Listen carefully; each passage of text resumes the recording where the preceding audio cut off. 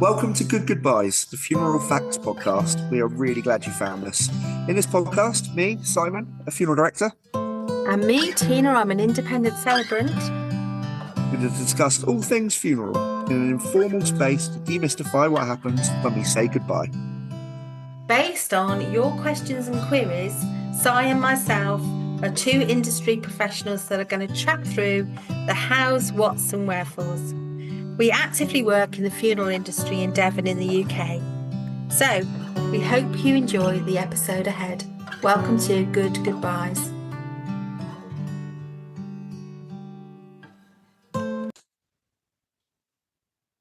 Hello, listeners. You are listening to a Good Goodbye with Tina and with my guest, Berni Benton. Now, Berni has been on the podcast before, and today she's returning to talk about having a Windphone. But before we get into all of that, I'm so pleased to be having Berni on the podcast. Berni is an award-winning independent celebrant, and she's based in Wales. But she's also a death doula, amongst many, many other things, actually. Hello, Berni. It's lovely to have you back. Thank you for having me back. I'm really excited to be here again. Oh, it's just lovely. It's lovely to have you here. So we are talking about a Windphone. So for listeners who might not know, what is a Windphone and how did this idea first take root for you to have one in your Welsh garden? Well, I hadn't heard of it. My husband I don't know how he came across it. He came across this idea and decided that we had to have one in our space. We run a guest house and we're quite rural, so it's not like if you're envisaging a terrace garden in a city, it's not like that. We're quite open plan and people can access it quite easily without having to come to the house. But a wind farm is basically an unconnected phone where a person in grief can dial up and talk to the wind. So it's kind of a ritual way of communicating with somebody who has left us, and it's generally a dial phone, and if you're old enough to remember a dial phone, they have letters on them, so you could dial the person's name, or if you can remember your old home phone number or their old phone number, you can dial their number and lift up the receiver, sit in a chair and have a conversation like you used to with somebody. And the way it was founded, the first one was in December of 2010. And in Japan, there was a guy called Itaru Sasaki, who is a garden designer, and he had his cousin had died, and he missed him and the conversations they used to have. So he set up an old phone box amongst his garden design, and put a phone in there, and he used to go in there and talk to his cousin, and he found real comfort and connection and solace in that as a thing. What he said was something like, my thoughts couldn't no longer be relayed over a regular phone line, and I wanted them to be carried in the wind. That was his creative thing for that, and that would have just stayed like that. But shortly after he'd set this up, not far from him in Japan, there was a massive earthquake which caused a tsunami, and nearly 20,000 people died from that tsunami, but 1,200 of those lived in the same area that Itaru lived in, and so he made his phone available to anyone who wanted to come and somehow process their grief by using his phone. I think he's had over 30,000 visitors to his phone now, and they would just pop in and do that. So John read that story and decided that would be a great idea, and I just happened to have an old dial phone, pink Bakelite. Of course, if you know Berni, everybody, there's a lot of pinkness in her life. So this is an unusual thing that she should have a pink phone, but it's very you, Berni. Yeah, it is. So I said, well, I've got a phone. If you want to create it, let's make that happen. So that's that's what we did. We set one up in our garden space. We've got about 3/4 of an acre. It's for rural. It's just sort of like an average space, but it's like a ring of trees, a fire pit where I do my fireside reflection on a monthly basis, and at the other side of the garden, in a nice secluded space, there's a couple of chairs and this little phone just attached to a tree, and anyone can just walk into the garden and sit and and have a conversation. That is such an amazing concept, isn't it? I love that you've done that. And I'm thinking, like, actually, it's not unusual for us to talk out loud to people who no longer are with us, is it? It's, I can picture in my mind as you were talking other ways that happens, like people going to a graveside. It would be a very, typical idea of that, and people talking to, the graveside or the resting place, people walking through arboretums where people are resting, their ashes are resting, or sitting on benches. And, I've got a tree I planted in my garden to remember my mum. So in my garden, I feel like I can see it all the time, but I also feel like she's kind of there in a sense. So I'll get a cup of tea, sit on my bench, and I'll have a little chat with my mum. And sometimes it's in my head, but lots of times it's out loud. Yeah. As if she's physically there. And don't you find if you say it out loud rather than in your head, it has a greater healing impact? Somehow it kind of processes and releases and feels more real if it's said out loud. It's true with lots of things. If you're trying to work out a problem and you do it in your head, you can't. The minute you start talking about it to someone without them having to say something, it just somehow, the sound of the words somehow make it clearer, and it kind of resolves itself. And I think, however we choose to, we don't forget the people we love. They live in our hearts, and and we grieve, as grief is that part of it, is that loss of having that physical connection with somebody, those regular chats. You're never the same when somebody has disappeared out of your life. Where does that conversation, that connection and that energy go? So to have spaces like you say, your tree, my Windphone, a bench in a park, whatever it is that you find comforting, is a really nice thing. And what I like about this is that it's grown this little movement from that first one in December 2010. There are now nearly 400 across the USA and about 170 across the rest of the world. So not a lot, but there is a website, and there is a map of where all of these Windphones are in the world. So if you happen to be in a country, you can see if there's a Windphone near you, and you can visit and tell your loved one about your holiday, or just talk to them about how much you miss them. And it is another tool in your toolbox to help you process and manage grief. And I think, it's absolutely lovely, and it looks lovely just sat there in my garden. And I mean, we will put a link to that in the show notes, Berni, so people can go and take a peek at it. But the voice is really an interesting idea, isn't it? So speaking inside your head sounds completely different from speaking out loud because of the acoustics of the way that we hear our own voice. And even when we hear our own voice speaking out loud, we're hearing it we're inside our ears, if that makes sense.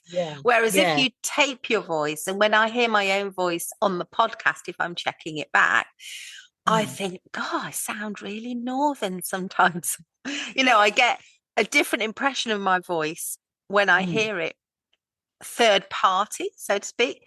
There's something interesting about just using your voice to express yourself. I think it's a really lovely opportunity to do that. And it just made me think about the fact that on my phone, my mum, who died 7-8 years ago, was not a very technical woman. Let's just say she was always about 10 years behind the curve of what was going on, as many of us are. And I got this one voice note from her, and it's still on my phone.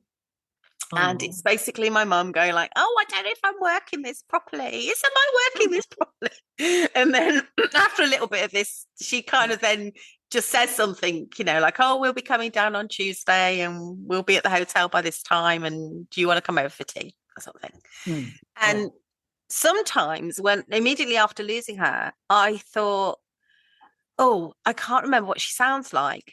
And that made me feel really uncomfortable. The fact that I knew what she looked like. I could pick up a picture anytime. But that her voice. And I've heard that said before, people thinking they're forgetting what someone sounded like. So having that little bit of her voice is really nice. And often when I listen to that, I then want to have a little chat with her. Yeah, that's really nice. And you do that in whatever way. So you might go and sit outside near the tree you planted that sort of connects you to her. And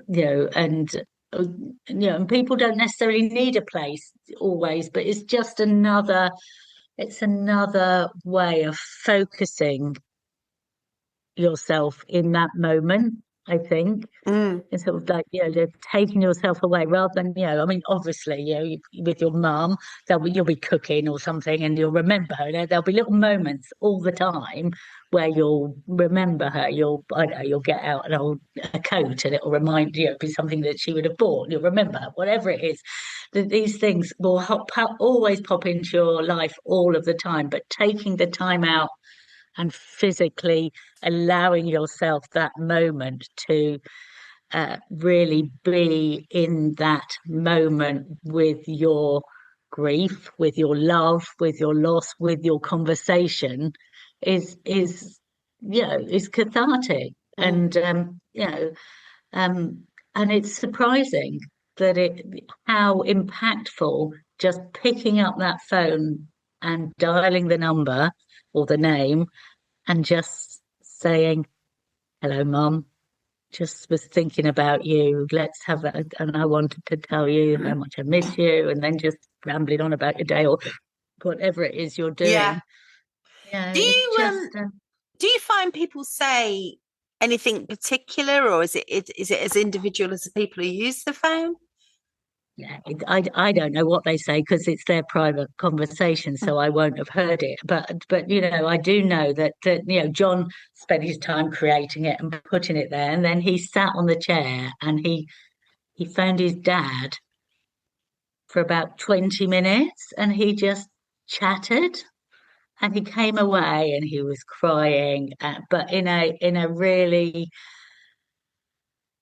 positive way. He felt like really connected and like he'd done something, he'd had this conversation. And it's not that he was always talking to his dad, but it's like the minute you can't do something, and from then onwards you just like all that regret about all the times you didn't and all those wishes that you could come in. So and he found it really soothing. And maybe for men it's even more soothing than for women, because they tend to not wishing to stereotype, but well, stereotyping, but generally speaking, our men are less likely to have those conversations with their friends about how they're feeling. Quite often. That is that, Jenny. Yeah, that is such a good point, because another loss we've had in our household is my brother-in-law, who died quite young and quite unexpectedly 2 years ago. And I observed my husband struggling just a little bit with that. And his phone is no longer in use, my brother-in-law's, but the number is there. And I said, you could always give him a call. This is before I heard about this concept. So I can see what you're saying, actually. Have you ever seen anything, so that sounds really moving, actually, the experience that John had, but have you seen anything funny, or have you heard of anything, that's happened around the use of the phone that felt? I mean, it was really lovely because we have a Ukrainian family who we housed for 12 months when they they first came over here. We were their sponsor, and they lived with us. They now still live in the area, but in the village. But she came over the other day, and I said to her, "Oh, there's the Windphone there," and she just took herself off and went and spoke to her dad, and that was really poignant for her, because not only has she lost her dad shortly before the war, she has been displaced from everything that's familiar and grounding to her. And I think that it really added value to her sense of her anchoring. It gave her an anchoring point when she was here. I haven't heard any unusual stories about people doing these things, but I have. I do know that the lady there is someone who has gone round and made a point of just like going round and just visiting all of the wind phones, which I think is perhaps a lovely idea. And like a wind phone tour. That sounds kind of really sweet, actually. Yeah, and you get to travel. Really. Yeah, because they're so different. I mean, they can be very simple. I mean, some of them are very ornate, and they're in a proper phone booth, and this, that, the other, with a book where people can sign and leave messages. Ours is just very simple. It's just there with the phone and with a little cover over the top, so it doesn't get rained on. Just says my Windphone, and it's got a couple of chairs next to it, and people can just come and be. Yeah. But no one can see them when there is. It's very secluded. So I don't always know if someone's been. I wouldn't. Yeah, know, because you've got that open access. Yeah. Yeah, that is the joy of it really is that it is a very private thing, and it can be a very spontaneous thing if people know it's there. But it's not, there's not a big sign up saying Windphone here or anything. No. So it's really just raising awareness that it's there. But that's kind of deliberate. You don't want it to be a big tourist attraction. You want it to be something that people who know and seek out. Yeah. And find solace in. I'm imagining that some people would be very drawn to it and find it very easy to use the Windphone, but there might be another group of people who worry that it's strange or it's too emotional. What would you say to someone who feels drawn to it but isn't sure? What could they go through, to making that call? What would help them? I think the thing is to know that no one is watching you when you go to the Windphone. No one would know that you've been there. There is no one recording it. There is no record of it other than in your own mind. So if you came into my Windphone and walked into my garden and went and sat on that chair, even if I saw you, I would mind my own business and let you go there. And odds are I wouldn't even know you were there. And if you didn't feel like picking up the phone, you don't have to pick up the phone. You've made a first step. You might just be sat there. The fact that you've come because you're thinking of your person is an act of love and remembrance and honouring and legacy in itself. Maybe next time you'll pick up the phone. Maybe this time you just want to have a thought about it. I mean, it's thanks to, there was a lady, the reason that I know that there are so many Windphones around the world is there's a lady called Amy Dawson. Amy lost her daughter. Daughter was, her name was Emily. She died when she was only 25, and she was obviously bereft and dealing with grief and looking for solutions. And she, like John, found Itaru, and she had this fantasy about going and visiting that particular phone in Japan and dialing Emily, and that's when she discovered that there was a few in America. And so she is the person that decided she was going to map all of the Windphones and set up my Windphone, the website which has them. And basically, if you want to set one up, you just send a photo and give her the coordinates, and she'll add it to the directory so anyone can do it. I mean, I do mine because we're quite difficult to find, and I pinpointed my phone with my 3 words. Yeah, very So good. that people could, because if you found my house, you might not find my phone. Yeah. so I thought that was the best way to do it. But it's it's a lovely thing to have. And when the person's speaking, do you think that is it for the person who's died? Is it for themselves, or is it a little bit of everything? What's your thoughts? I think it's everything. It is you are still connected to that person. You have nowhere for that voice and those conversations to go. You're used to having them. You're used to having that presence in your life. And as someone who is bereft, your life is irreversibly changed and will move on, but never the same when you've lost somebody. But that doesn't mean you stop thinking about them and loving them and wanting to share with them. And depending on what your spiritual beliefs are, your beliefs may include that they know what you're saying and thinking. And so I mean, I think it's for both. You find it really cathartic to say what you're doing, reassure your person that you're managing okay, that everything is going to be all right. But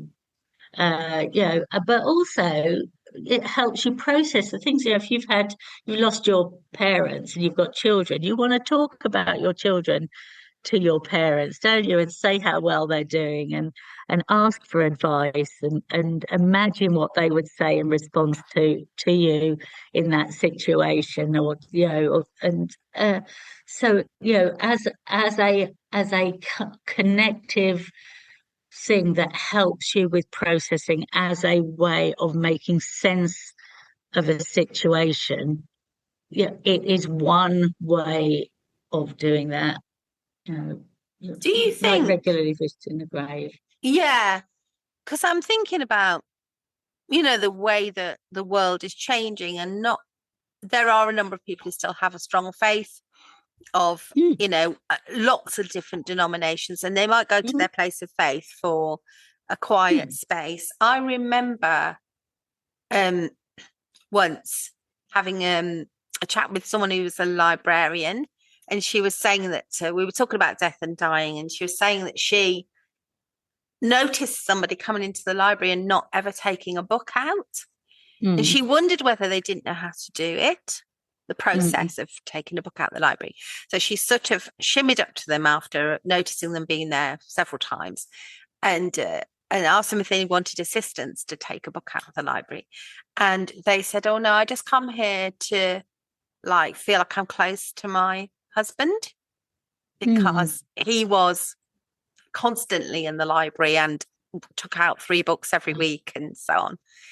And of course, at that time, it was a very quiet space to be. I think libraries are a little bit more relaxed now, but that idea. And I'm just wondering what you think about, will we see more spaces like this, quiet, reflective human places for grief popping up around the UK? I think so, because I think, like you say, a lot of people, traditionally people went to church, and then they had a grave or a gravestone or somewhere that they would go. As a celebrant, I often hear people saying that I don't feel like my person is there. That space, that doesn't work for me. What works for me is sitting in their armchair or visiting their golf course or whatever it is. That's what works for me. That's where, or sitting in their garden, that's what works for me. And also the other thing we have to remember is, quite often in the old days, we stayed close to our family. Our distance travel was very small, so we tended to live near where our family were buried and could visit and maintain graves and all of those things. Now, quite often, we're nowhere. We're so far flung. Visiting a grave is not often a practical solution. So finding spaces that connect you to your memories in whatever way are really important. You know, we as humans need that release and that connection, and we all need it differently. So what works for one person won't necessarily work for somebody else. But I think the act of speaking or being around or sitting with or holding on to an object that connects you to that person, for me it's their phone number or their name and making a call with the phone, but it might be wearing their jumper, sitting on their bench, going to their favorite space like the library. You know, whatever it is a way of connecting that we are losing from not having those close communities where we have stayed, that we can visit these spaces. That's such a good point, isn't it? And in your own community, how's it been received, Bernie? Oh, everyone loves it. It's really, it's really great because people in my area know about it because I do the monthly fireside reflection. So once a month, I just for an hour, I light my fire pit and invite people to. Anyone can pop in and light a candle, writing a little book of remembrance. A message to their person, speak not speak, just sit and be held in that communal silence, or talk about them whenever they want. But now they can also go over, separate themselves from the fire and go and make a phone call if that's what they feel the urge to do, or come back another time. Yeah, it's been really well received in the local community. Oh, sounds brilliant. I wish I was up the road from you now. So I'm going to ask you, it's been an amazing conversation. Thank you, Bernie. So finally, if the wind could carry one message from you to those who are grieving, what would it say? I think it would say, you are loved, you are seen, you are held, and you will get through this. I'm just leaving a moment for that to land for people. Very beautiful, Bernie. Thank you so much for coming on and talking about your Windphone. I'm going to go and look it all up now. I'm very excited. I'll give you my 3 words if you like. Yeah, go for it. They are overpaid, bashed, vanished. Wow, that's a good 3 words if I've ever heard them. Thank you so much. Oh, they're so random, aren't they? Just 3 words. I love that. Honestly. I don't know if everyone understands what this is because I discovered it a couple of years ago. But when you want to pinpoint a location, there is an app and there's a system now in place called Just 3 Words, and it will give you 3 random words which absolutely then are assigned to your location. Yeah, basically the world is gridded into, I can't remember if it's 1 foot or 1 meter squares. Yeah, it's quite a neat space. Every square has a random. There's a three word code to it, and so I mean, it's quite handy for us because our postcode doesn't bring people to our house. Yeah, it brings people to a house near us that is a neighbour whose driveway is on a different entrance, is on a different road to ours. We're a guest house, so you can imagine how annoying that is for our neighbour. So having a what 3 words is really handy because it's very accurate and pinpointed. I can't remember who designed it, but it's just a brilliant concept. Yeah, it is a brilliant concept. Once Simon and I had potentially had a misunderstanding. Simon, the funeral director who does the podcast with me, and we were doing a celebration of life on a boat for somebody in the estuary, and the ashes were being released in the estuary, and it was a rainy day, so I'm trying to battle with my paperwork and the mic, and I'm on the top of the deck and the rain is blowing, and I'm trying to find the opportune moment in which the ashes are going to be released. The stillness to release the ashes. Yes, exactly. So I'm trying to create, waiting for that to happen. And at the same time, I see Si's got his phone out, and I thought, what is he doing with his phone out at this precise moment?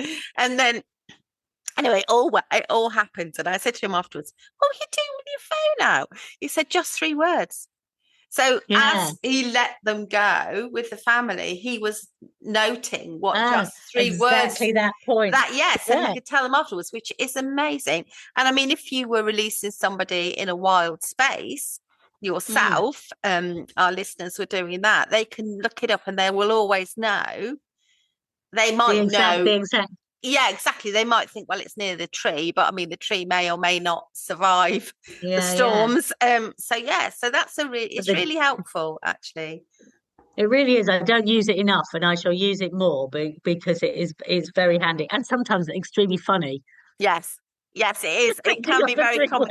Yeah, I think in ours there's something like petticoat, but I'll have to look it up. Yeah.